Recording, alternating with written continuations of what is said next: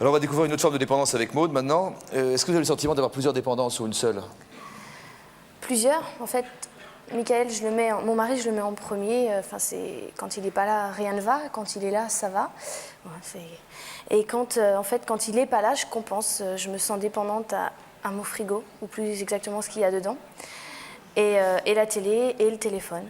C'est vraiment, c'est la folie, quoi. Dès qu'il part, en fait, il franchit le pas de la porte. Alors, soit je vais directement au frigo, je me fais un petit plateau, téléphone à côté, télécommande dans l'autre main, et voilà, quoi. Emmanuel, le docteur parlait à l'instant de comportement dépendant et puis aussi de la nécessité de savoir s'ennuyer ou d'accepter de s'ennuyer. Est-ce que vous acceptez ça, Maude? Pas du tout. Je crois que c'est là mon gros problème. Dès que mon mari n'est pas là, j'ai l'impression de m'ennuyer. Quand je suis avec quelqu'un d'autre, bon, ça va mieux, mais il faut toujours que je le ramène dans la discussion. Je parle toujours de lui. Je sais pas pourquoi. Je veux dire, il est pas parfait. Il a beaucoup de qualités, mais il a aussi des défauts. Mais j'accepte pas de m'ennuyer de lui. Vous êtes tombée amoureuse de lui en combien de temps? 2 jours. Ouais. Voilà. Vous étiez sûre que c'était le bon ou ça aurait pu en être un autre, évidemment, sans manquer de respect à votre mari qui travaille à l'histoire-là? Non, on va dire que j'étais sûre. Bon, c'est vrai, il est arrivé dans un moment de ma vie où ça allait pas du tout. Le divorce des parents, le bac, on se demandait si ça allait passer. J'étais avec quelqu'un, c'était l'ami de mon petit ami. Et quelle belle histoire. Non, mais bon, donc ça n'allait pas du tout avec mon petit ami de l'époque parce qu'en fait, il a beaucoup de qualités, mais en fait, il n'était pas du tout présent avec moi. Il supportait pas le pot de colle? Il supportait pas le pot de colle que j'étais. Du jour où il est venu s'installer, parce qu'avant, c'est vrai que ça allait encore. Je lui demandais de rater le foot, etc. Bon, ça passait encore.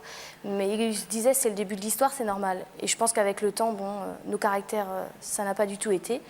Et je l'ai quitté, et 2 jours après, je me suis rendu compte qu'en fait, l'homme de ma vie, je l'avais en face de moi depuis plusieurs mois, et donc ça a été lui, quoi. Et on ne s'est plus jamais posé de questions depuis. Vous vous sentez comment ce soir? Mal. C'est... Toujours agréable? Il vous manque? Oui. Je l'ai appelé tout à l'heure et c'est pire.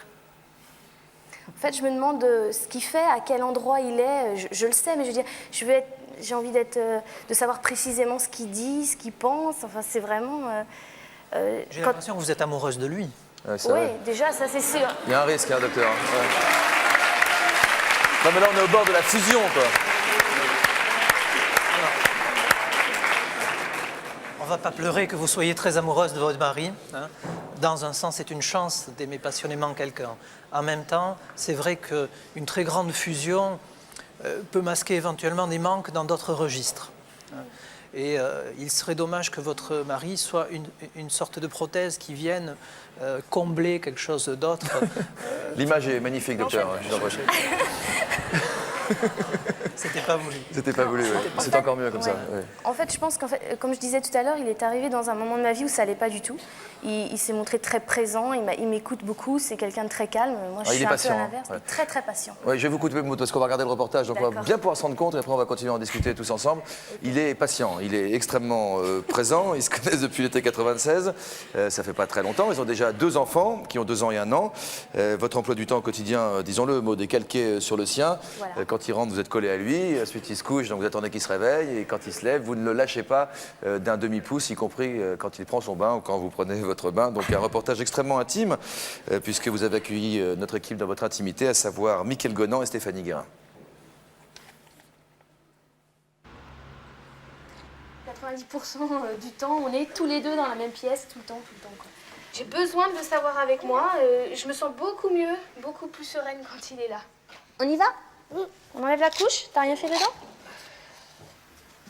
Il y a 4 ans, Maude rencontre Michaël. Entre eux, tout est allé très vite. Aujourd'hui, ils sont mariés, ils ont 2 enfants. Mais Maude aime trop son mari, une situation qu'elle trouve parfois excessive. Tu viens là avec, tu mets le haut-parleur, tu me dis qui c'est?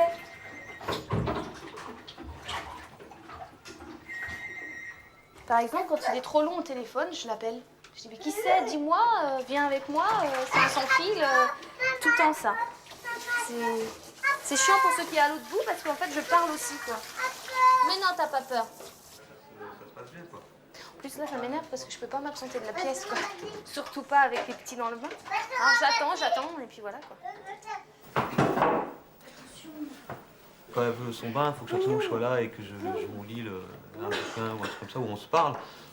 C'est lourd, quoi. Je veux dire, bon, je la regarde faire son bain, c'est sympa, mais bon, C'est bien pour ça qu'il faut qu'on change un petit peu. Je lui parle, mais bon, un certain temps, moi, ça m'énerve un peu. Je préfère aller faire autre chose, quoi. Et c'est vrai que j'arrive pas à la comprendre, et ça, c'est la chose qui m'énerve le plus, ouais. J'arrive pas à voir autrement, j'arrive pas à voir sans lui, donc en fait... Tu lui en laisses un petit peu. Je lui donne son avis sur tout. Donc bon, je pense qu'on peut appeler ça une drogue. T'as mis de l'eau dans les gants, Mika? De toute façon, faut les jeter, moi. Il y a des choses que vous ne faites pas ensemble? Aller aux toilettes? Non, franchement, non, il n'y en a pas. Il n'y en a pas. Michael travaille de nuit. Il est chef d'équipe dans une usine. Tous les soirs, il quitte la maison à 20h30. Bon courage à demain. Dis au revoir à papa au lieu de chiner des bonbons tout le temps. Quand on lui a proposé à l'entretien, avant ce boulot-là, on lui a dit préférait quoi dans nuit, journée, enfin équipe, la journée et les week-ends. Je lui ai laissé faire le choix évidemment et il m'a dit je choisis la nuit. J'étais très très heureuse dans mon petit fond, quoi.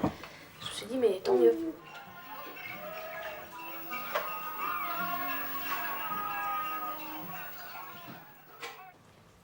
La séparation avec son mari l'empêche de trouver le sommeil. Ce soir, comme chaque soir, elle tente de compenser ce manque.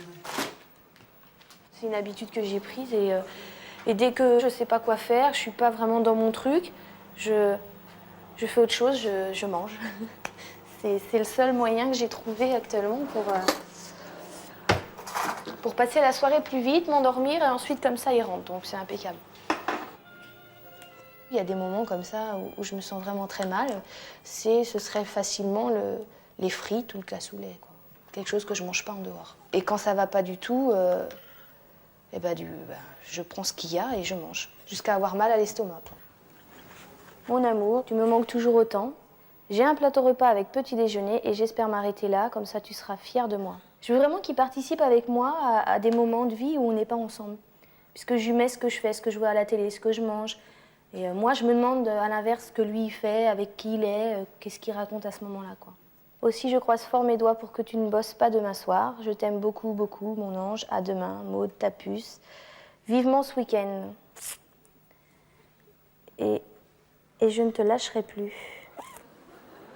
J'attends avec impatience le moment où je craque et que je dors, quoi.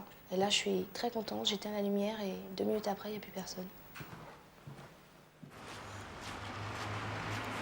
Il est 7h lorsque Michael rentre du travail. Maud dort profondément. C'est lui qui va s'occuper de Samuel avant d'aller se coucher.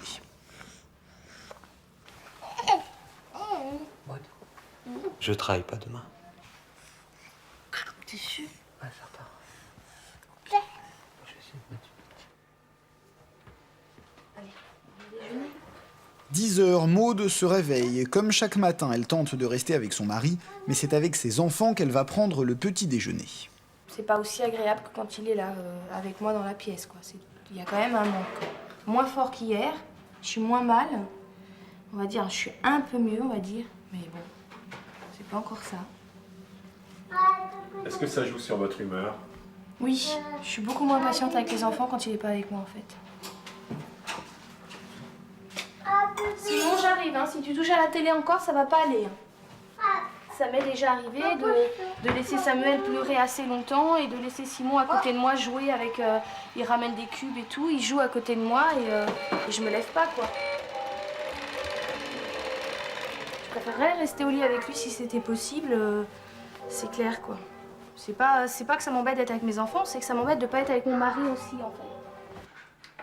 Mais c'est trop fort pour elle, Maud ne peut s'empêcher d'aller voir Michael plusieurs fois dans la chambre. Je sais qu'il dort très bien, mais ça me fait du bien de le voir, de pouvoir faire un petit bisou au passage. Je lui dis des trucs alors que je sais qu'il m'entend pas, mais bon, c'est pas grave. Il dort comme un bébé.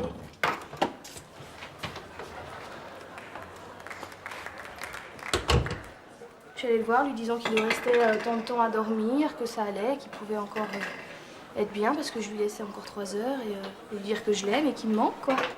Je suis contente de voir l'heure qu'avance et j'essaye de tenir jusqu'à 2 heures. Il m'a demandé 2 heures, donc je vais faire 2 heures. Mika, debout.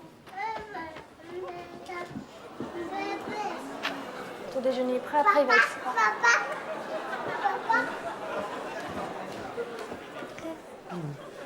T'arrives, hein? Je reviens pas 10 fois, d'accord? Hein, chérie? Je te sers ton café dans ton truc, Mika. Je vais manger avec toi. Tu viens? C'est nerveux, c'est plus fort que moi. J'ai le sourire intérieur et je suis contente, quoi. Hop là. On va servir le café. Ça vous agace jamais que votre femme elle soit toujours derrière vous comme ça?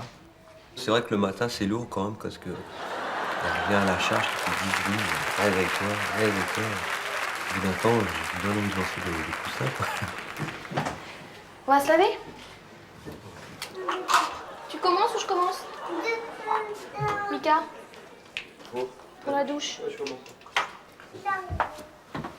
Si du jour au lendemain, je te laisse comme ça, tout seul, et que je suis pas présente, et que je suis plus aussi pot de colle, tu le prendrais peut-être pas bien, je sais pas. Ouais, non, c'est normal, il y a des choses... Tu veux pas que je change ça? Non, il y a des choses qu'il faut pas changer. Non, on est d'accord là-dessus alors. Ça me traverse assez souvent l'esprit, je me dis, mais si un jour il lui arrive quelque chose, qu'est-ce que je deviens, quoi? Qu'est-ce que moi et les enfants, on devient?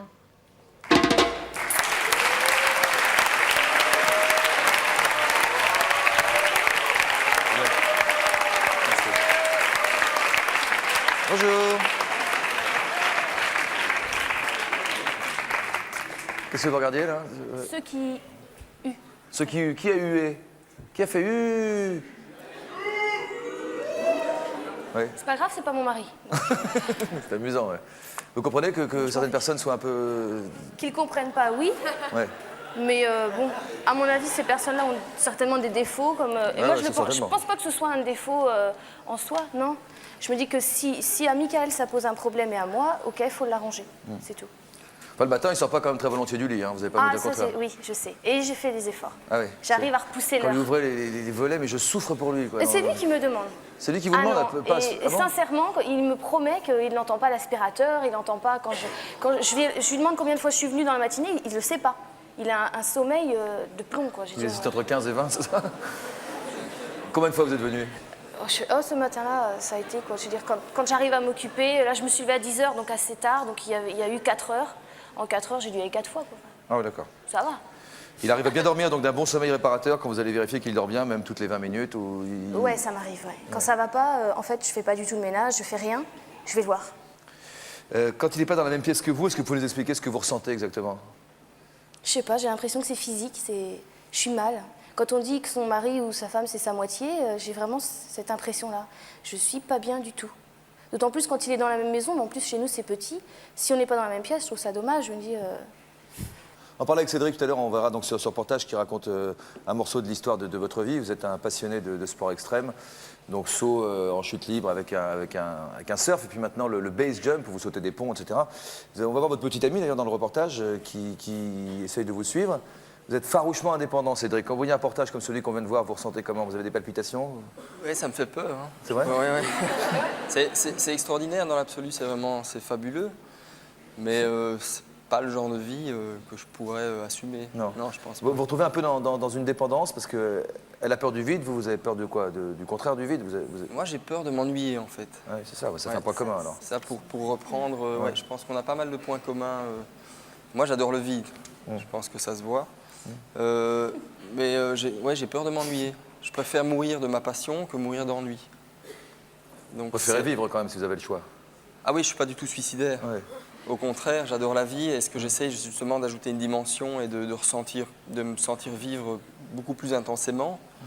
Mais ouais, c'est bizarre. Henri, ça donne envie de te marier vite? Oui et non. Alors pourquoi oui, pourquoi non, Henri, puisque tu fais le malin? Ben, c'est pas que ça me dérangerait d'avoir quelqu'un comme ça, mais bon, c'est rigolo, mais bon, il y a... Au bout d'un certain temps, ça doit être chiant. Ah oui, c'est ça, oui. Tu nous dis ça avec tes mots à toi, quoi. Vous nous avez dit en préparant l'émission que vous le réveillez quand même 2 heures avant son quota quotidien de sommeil. Ouais, en fait, Ouais. quand ça va pas du tout, même il dort 3 heures. Bah, quand ça va pas il du râle tout. jamais, il dit jamais non. Si, mais c'est pas tout le temps. Je veux dire, j'arrive, là, ça fait quand même depuis début novembre que je l'ai pas réveillé très très tôt. Lui, en rentrant, il essaye de me glisser l'heure à laquelle il aimerait que je le réveille, et je le réveille à cette heure-là. Sur quoi il vous dit non? À propos de quoi vous dit-il non?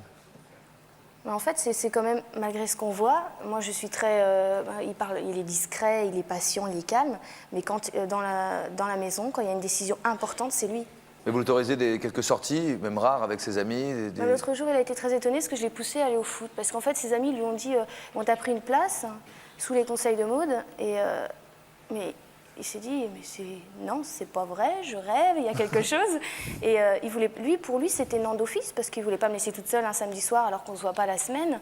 Ce qui est aussi un peu logique quelque part. On se marie pas pour ne jamais se voir le soir. Le soir, je dis bien.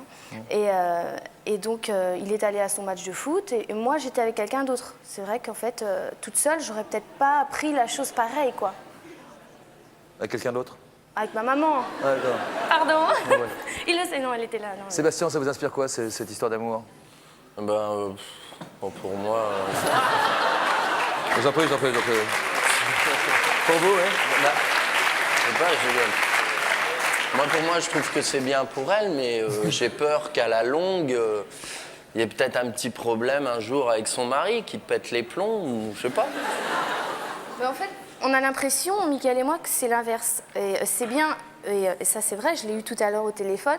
Lui, il peut pas imaginer, ce sont ses mots, il peut pas imaginer aller au foot tous les week-ends, je sais pas, faire 2 entraînements semaine, jouer à la console de jeu tout le temps. Il peut pas imaginer parce que c'est pas dans sa nature non plus. Et c'est certainement pour ça qu'on s'entend bien. Parce que je pense qu'il aurait craqué depuis quand même. Parce que 3 ans, c'est pas énorme, mais dans un cas comme le mien, je pense que c'est beaucoup quand même. Donc beaucoup n'auraient pas supporté 6 mois. Donc je pense que s'il est encore avec moi, lui, il me dit si tu as besoin de te soigner, vas-y.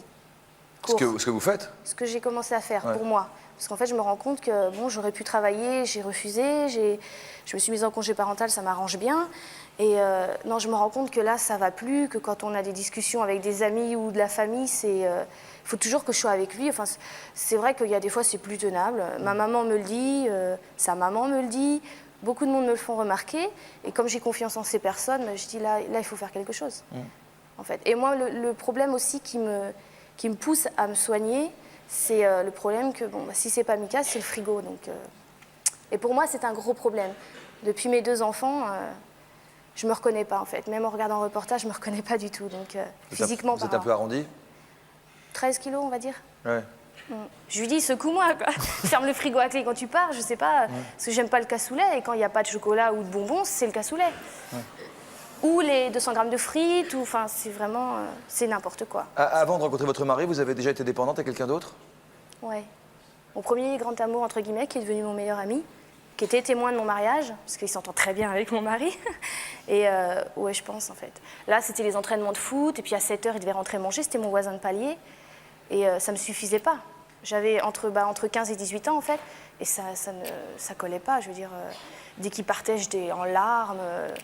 Les vacances, c'était comme si je le voyais 3 ans plus tard. Enfin, c'était vraiment le mélodrame. Alors, j'écrivais déjà beaucoup. J'écrivais des poèmes, des déclarations d'amour tous les jours. Enfin, à 15 ans, ça s'explique. À 22, un peu moins.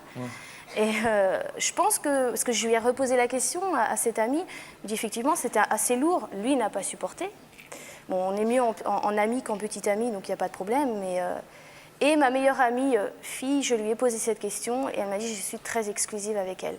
C'est une dépendance affective, Maud, pardonnez-moi d'être un peu intime, ou également une dépendance sexuelle à votre mari? Enfin, je veux dire, vous l'aimez dans l'ensemble? Dans l'ensemble, je pense que tout va bien. Et en fait, on en parlait aussi, parce qu'on parle tout le temps, beaucoup. Enfin, je pense que je parle tout le temps et il m'écoute tout le temps. Et en fait, on se dit que... au bord de la prise de conscience, vous, attention. Voilà. Ouais, non, en ce moment, c'est vraiment je sais pas, je suis tombée dedans, là. Et en fait, on s'est dit que c'est clair, on pourrait pas se passer de ça. Pour nous, tout va bien à ce niveau-là, il n'y a pas de problème. Et je me serais pas imaginé vivre avec quelqu'un avec qui sexuellement ça n'allait pas. Je me dis ça, mais je sais pas, c'est pas dans le concret. Mais pour nous, ça a quand même une place importante dans notre couple, ça c'est sûr. Ça vous fait un point commun, là, Sébastien, non? Ouais. C'est quand même, excusez-moi, c'est quand même le moment où je suis le plus proche, on va dire, le plus proche avec mon mari. Je veux dire, là on est tous les deux et personne ne partagera ça avec nous, enfin dans notre cas en tout cas. Et donc c'est vrai que